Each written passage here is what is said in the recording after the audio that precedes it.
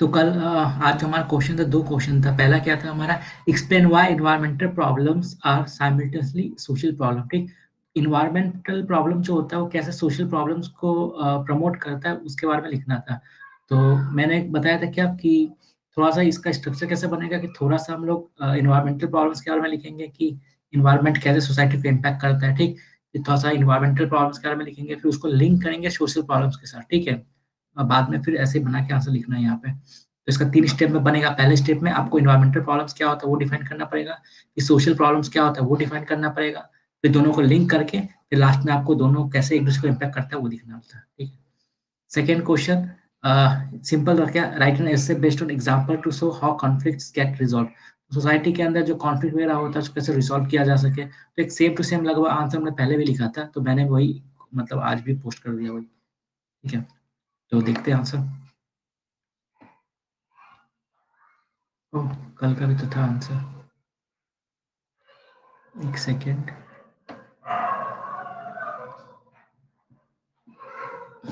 इधर से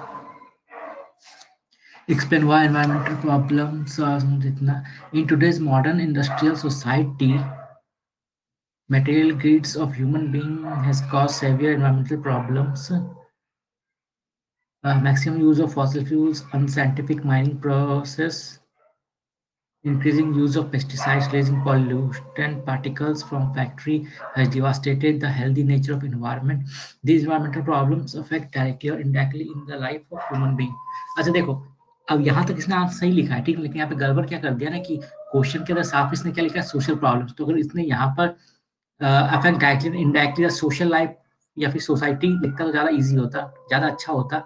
लेकिन यहाँ पे थोड़ा कहीं ना कहीं देख के लग रहा है ये वाला पैराग्राफ कि ऑफ द ट्रैक जाने जा रहा है। ठीक है, लाइफ ऑफ ह्यूमन बींग से अच्छा होता कि सोसाइटी मेंशन करता है यहाँ पर। Due to increasing polluted old age people, pregnant women, children, ये ठीक है। Increasing use of pesticides in agriculture has reduction nutrition level. Natural disasters become frequent in present day due to increasing global warming. This harsh reaction of nature is affecting to those people who are residing at the lower level of our society. So poverty, malnutrition become part of our society. ठीक है, due to changing इतना, so government and common people must have to come forward together to reduce the environmental problems in order to lead a healthy life in the society.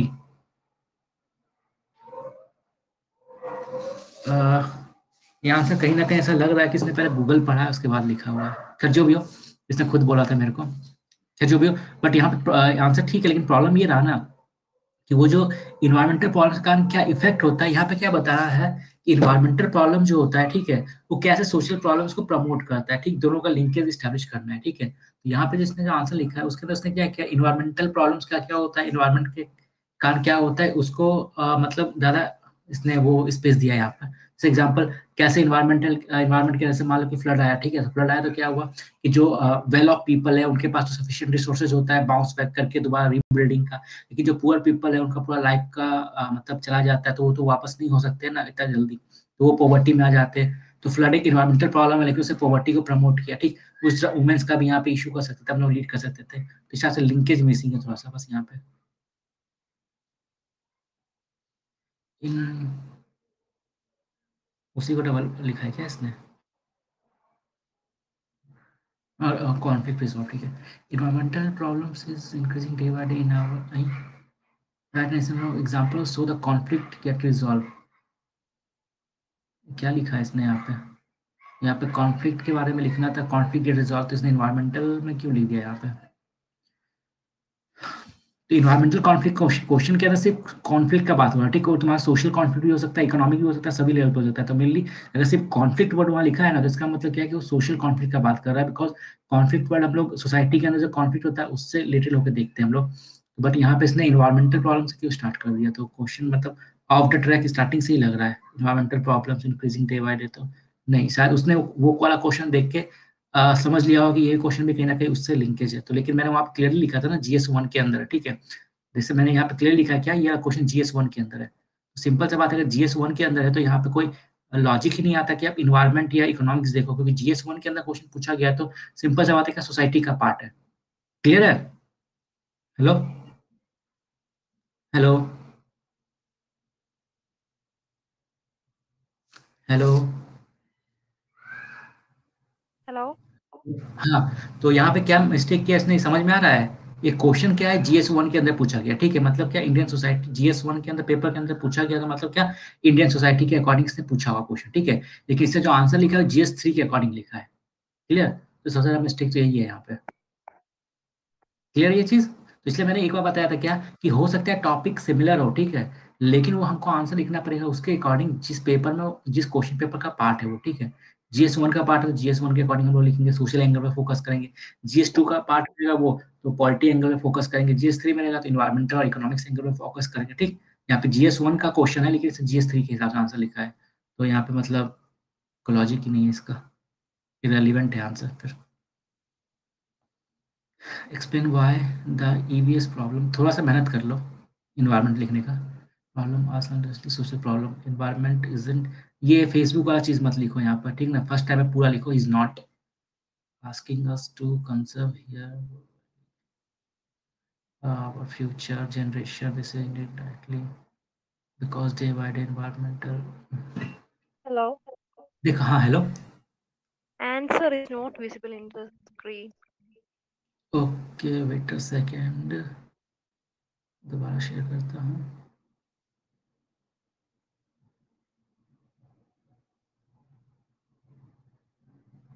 अब ठीक है? अब दिखाई दे रहा है? Yes, yes. Okay. ठीक है, चलो, हाँ, ये वाला आंसर। तो ये कोड क्या है ना, कि देखो क्वेश्चन सिंपली पूछा क्या, कि क्या प्रॉब्लम, इन्वायरमेंटल प्रॉब्लम है जो सोशल प्रॉब्लम से रिलेट करता है, तो इन्वायरमेंटल क्या प्रॉब्लम है, उस पे डायरेक्टली आ जाना चाहिए हम लोग को। तो ये कोड वगैरह क्या होता है, अच्छा होता है, लेकिन यहाँ पर ऐसा नहीं कि कोड अगर मेंशन किसी ने बोला कि आप कोड डालो वहाँ पे, ठीक है? कोड अच्छा होता है, यूजफुल होता है, लेकिन देखना पड़ेगा ना कि जहाँ हम लोग क्वेश्चन में डाल रहे हैं वहाँ उसका रिक्वायरमेंट है भी कि नहीं है, ठीक है? अब जैसे यहाँ पे डायरेक्टली क्वेश्चन पूछा है कि आपको पता ना क्या इन्वायरमेंटल प्रॉब्लम कैसे सोशल प्रॉब्लम्स को इम्पैक्ट करता है, तो यहाँ पे कोड डाल के करने का कोई मतलब वो नहीं है, और कोड भी अगर डाला है तो थोड़ा रेलिवेंट होना चाहिए। कोड वगैरह कहाँ अच्छा होता है, जहाँ पे आपको थोड़ा सा बोल बच्चन करना हो, जैसे एग्जाम्पल इंडियन सोसाइटी का पेपर हो गया, ठीक है? उसके बाद फिर हमारा ऐसे का पेपर हो गया, ठीक है? इकोनॉमिक्स का पेपर हो गया, ठीक है? उन सब में क्या होता था, कोड ठीक होता है, लेकिन यहाँ पे उसका लॉजिक ही नहीं, क्योंकि ये एक्सप्लेन भी नहीं कर रहा है इस चीज को, क्वेश्चन में जो पूछा गया है। People, community and our surroundings all are related to each other and ये सही पॉइंट है। इसका पॉइंट्स कुछ कुछ सही होता है, बट थोड़ा प्रेजेंटेशन का इश्यू हो जाता है। Even if everyone's means different now social, for example part country there is scarcity of water, ये भी सही है, लेकिन वही वाला प्रेजेंटेशन का थोड़ा प्रॉब्लम होता है, इंट्रोडक्शन पे थोड़ा टाइम लो अच्छे से।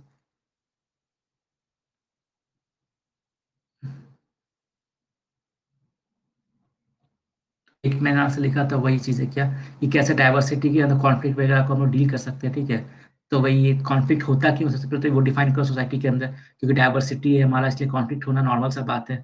अब कॉन्फ्लिक्ट रिजॉल्व करने के लिए हम लोग क्या क्या काम कर सकते हैं, तो वही है कि डिस्पोशन कॉन वही, India is the land of diversity where citizens are divided among religion, culture, caste, classes, communities, languages, regions, etcetera. Such a diverse nature of society often promote a sense of discrimination against people having a different background. It is generally understood that people having common socio-cultural background have common interests. This promotes prejudice and stereotype against the other group people. Disputes and conflicts are common in a diverse society as every group has different interests and sometimes their interest goes against the interest of other groups. Okay? So therefore, it is necessary for us to focus on building a mechanism through which we peaceful and democratic manner so that every person in the society feels safe and secure under the prevailing social structure. अब क्या क्या step ले सकते हैं conflict को resolve करने के लिए? तो a group or committee with the representative of every diverse group will ensure that the grievances of the people would be addressed through a democratic process of debate and discussion. Organizing cultural programs and celebrating festivals together would help people to understand the culture of different groups, and this would promote respect for others' culture and also develop tolerance among different people, different groups. Education is the best tool to deal with the issue as today's children are future citizens. So, we should introduce the learning of kindness, compassion, empathy, teamwork, unity, diversity, culture, etc. at the school and college level, only an inclusive and liberal education system would ensure the value of tolerance and democracy in our society. तो उसी से मिलता जुलता है कैसे deal किया जा सके. There are various differences in the society like diversity. देखो इसको ये जो इंट्रोडक्शन लिखा है इसमें थोड़ा इसको थोड़ा सा मॉडिफाई करते तो और अच्छा होता. ठीक है, ठीक है. Indian society is divided into various India is a land of diversity. ठीक है. In India the people are divided among on the caste line, caste community, ये सब में लाइक ये सब वर्ड्स यहाँ पे ठीक नहीं होते. Group of same socially convert people will keep their point and try to prove it and थोड़ा सा बस स्ट्रक्चर पर काम करना है. ठीक है, बाकी पॉइंट्स वगैरह अच्छा अच्छा होता है तुम्हारा.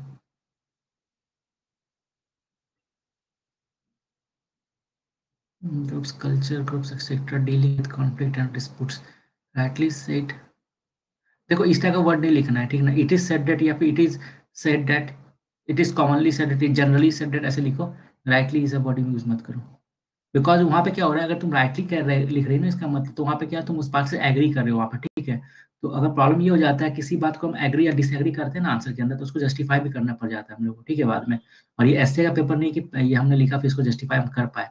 तो इसलिए generally it is said that, ऐसे करके हम लोग काम चला सकते हैं कि कहा जाता है. ठीक है. तो कोई स्टैंड हम लोग को नहीं लेना है. Pen is matter and solve. ठीक है. Pen is taking conflict and dispute resolve form bridge the people, सही है. ठीक है. एक्सप्लेन व्हाई एनवायरमेंटल प्रॉब्लम्स इतना. Hello, हाँ, hello. I have a doubt. In ask. the question, it is asked that write on the base of examples. So, what examples we should write there? Examples देखो. अब society के अंदर जो conflict होता है ना, तो मेनली कॉन्फ्लिक्ट किस किस को कहाँ कहाँ हो सकता है, हमारा डाइवर्स ग्रुप के बीच में हो सकता है. और डाइवर्स ग्रुप का जो कॉन्फ्लिक्ट है उसको कैसे रिजॉल्व कर सकते हैं हम लोग. जैसे पानी का वॉर हो गया. ठीक ना, वहाँ पे उसके बाद मान लो कि जो सेलिब्रेशन होता है कि भैया आप, मैं करूँगा आप करोगे पहले. ठीक है ना. तो उसको लेके थोड़ा इशू हो सकता है. तो कॉन्फ्लिक्ट मैनेजमेंट के ऊपर हम लोग वहाँ पे काम कर सकते हैं. एग्जाम्पल छोटा मोटा एग्जाम्पल हो गया ना, जैसे एग्जाम्पल जैसे तारक मेहता देखा होगा तो गोकुल राम सोसाइटी का एग्जाम्पल है. कुछ इशू हुआ वहाँ पे सोसाइटी के अंदर कि हम पहले ये पूजा करना चाहते हैं, उन्होंने कहा हम पूजा करना चाहते हैं. तो एक कमेटी बना के, नहीं ठीक है आप एक काम करो, आप आज ये कर लो कल हम वो कर लेंगे. ठीक है. कोई फंक्शन को लेके इशू हो सकता है, पानी का लेके इशू है, तो आपस में लड़ने से अच्छा है तो हम लोग मिलकर बात करें, एक पानी के लिए यहाँ थोड़ा कंट्रीब्यूट करके एक नया टैंकर मंगवा लेते हैं. इस तरह का छोटा सा example. Okay. The environmental problems refer those problems which is relevant to the nature. अब देखो ये क्या है ना कि इसी इन्वायरमेंटल प्रॉब्लम के नाम को इसने क्या किया है कि वहाँ पे मतलब घुमा के लिखने की कोशिश किया. तो ये वाला लाइन पढ़ के वो समझ जाएगा एग्जामिनर कि इसके पास पॉइंट्स नहीं, इसलिए क्या किया इसने, इन्वायरमेंटल प्रॉब्लम कोई वो मतलब घुमा फिरा के लिख दिया. क्या कि इन्वायरमेंटल प्रॉब्लम नाम से ही पता है ना, इन्वायरमेंटल प्रॉब्लम क्या कि जो इन्वायरमेंट से रिलेटेड है. ठीक है. तो जो डेफिनेशन है फिर ये लिखना कि नहीं, एनवायरमेंटल प्रॉब्लम क्या होता है, refers to those problem they are related to nature. वो तो नाम से ही क्लियर है एनवायरमेंटल प्रॉब्लम.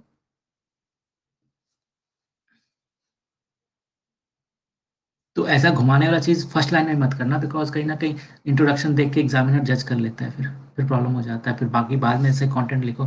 तो सबसे ज्यादा फोकस 40% जो हमारा कंटेंट जो है वो हमारा मतलब 30 to 40% कंटेंट हमारा इंट्रोडक्शन में दिखना चाहिए. अब बाकी का 15-20% हमारा समरी में. अब बीच में थोड़ा बोल बचन चल सकता है. environmental problems पॉपुलेशन, ये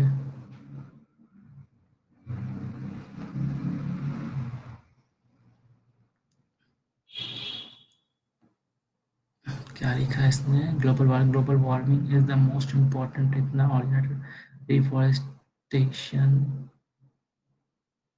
for example increase population is a social issue also, but it affect environment directly because people need more land and cultivation. uh,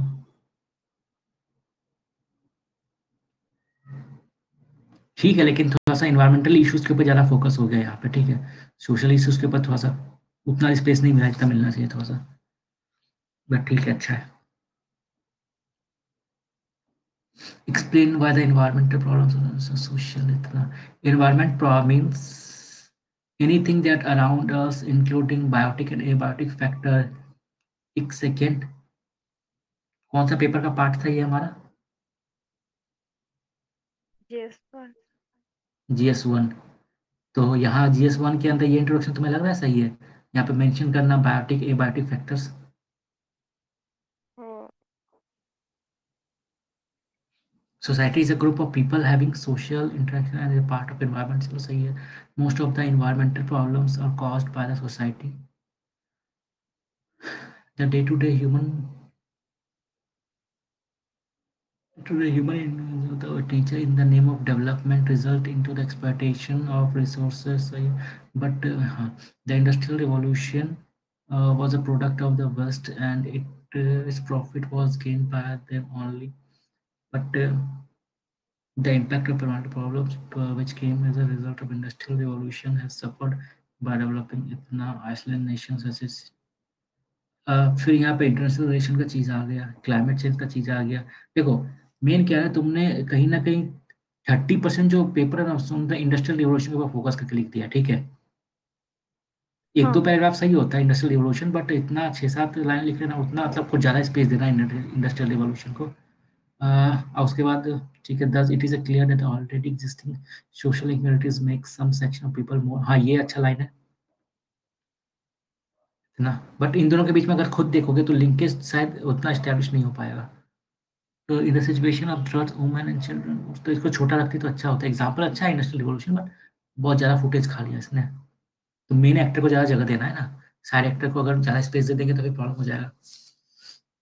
That's clear that already existing social inequalities make some section of people more vulnerable in any adverse situation. In the situation of death, women and children are।